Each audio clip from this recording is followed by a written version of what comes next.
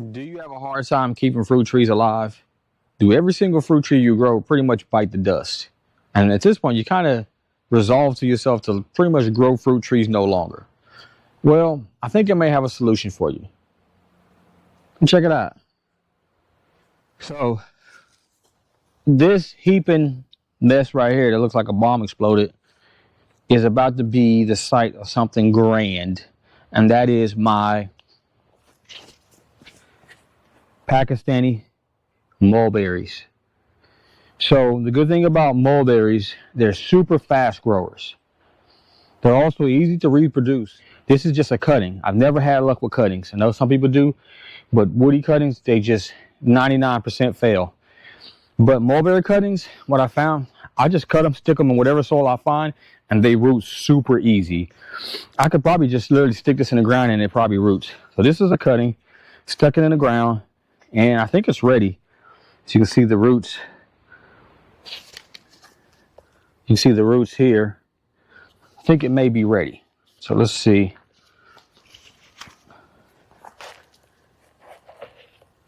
Oh yeah, that guy's definitely ready. And this is only after maybe 4 months of growth. Potted up once.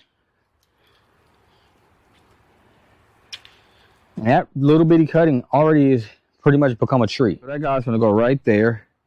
I've already prepared the hole. As you can see, previous videos on planting trees. I'll go ahead and drop the links in there. But the hole's already been prepared and backfilled. And what I want to do, I've already put some alfalfa meal, i.e. Dr. Earth fertilizer, fresh compost. I want this to be just slightly above ground. I said it in my previous videos. A little bit deeper. Now these mulberries, they have really deep tap roots, so they're going to want to send out roots straight down. You can grow them in pots. It's just typically not the idea. Now I just grabbed some fresh compost from my compost bin, and I'm just going to kind of lightly break it up around there. Now one thing I'm trying different, I normally do with my transplants, I use a rooting compound, rooting hormone. It contains IBA.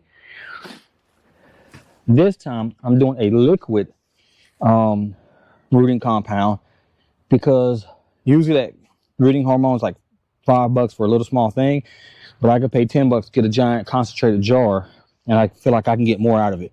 So this is just a liquid rooting hormone. Just put like 2 drops in a little bottle of water. It contains IBA. Honestly, with a mulberry, you probably don't even need it because they're such fast growers.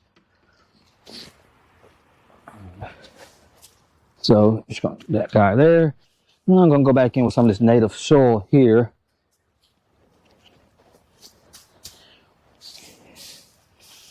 And I'm going to also mulch it as well.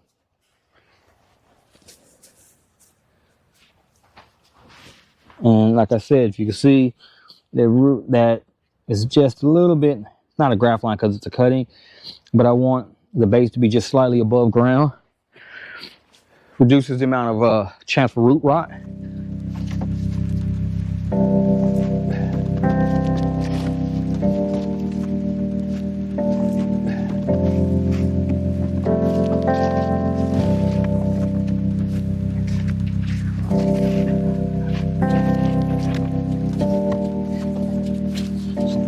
That's all my other previous trees. And if you check my video, the links I'm about to post, I'm going to paint this to reduce sun scald and freeze burn, and also borer damage with some IV Organics.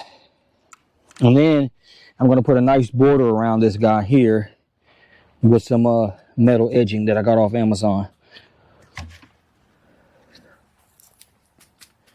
Now I need to water them good. Here's an everbearing mulberry, just planted last season. Here's a dwarf mulberry. One season it's already grown pretty far, pretty high. Just need to come back and do some treatment, fertilizing, de-weeding, all that good stuff. I'll do that for fall, prune back leaves, But this guy will be ready for fruit production probably next season.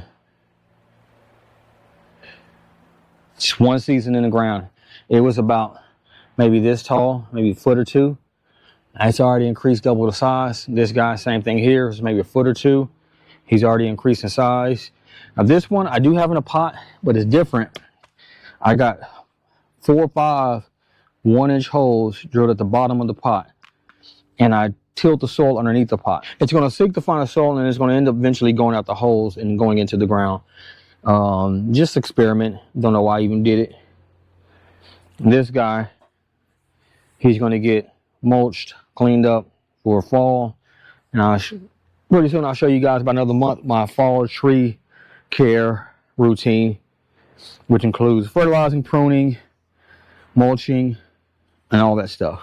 So everbearing mulberry, it's about maybe almost 4.5 feet tall, and this is my dwarf mulberry, which is about maybe 2 feet tall, 3 feet tall. And then here's my Pakistani mulberry.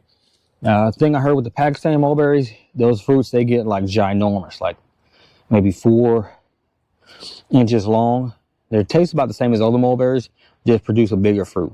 So if this does well, I might think about my other mulberries, grafting on some different types of mulberries on my existing. One of these are going to get grafted with a different kind of mulberry. I'm not quite sure what I want to choose at this moment. Maybe Shangri-La, white. And then I'm going to plant one more berry, unrelated to the mulberry, similar. It's called a shea berry, mandarin berry. It's kind of in a different family, although they say it's kind of like a mulberry, but I think it's a whole nother genus. Shea berry is probably going to go right here. So, and then we're going to do a blackberry trellis all across this fence, passion fruit and blackberry. So we're going to have lots of berries. Hopefully that's the goal, is to plant more perennials.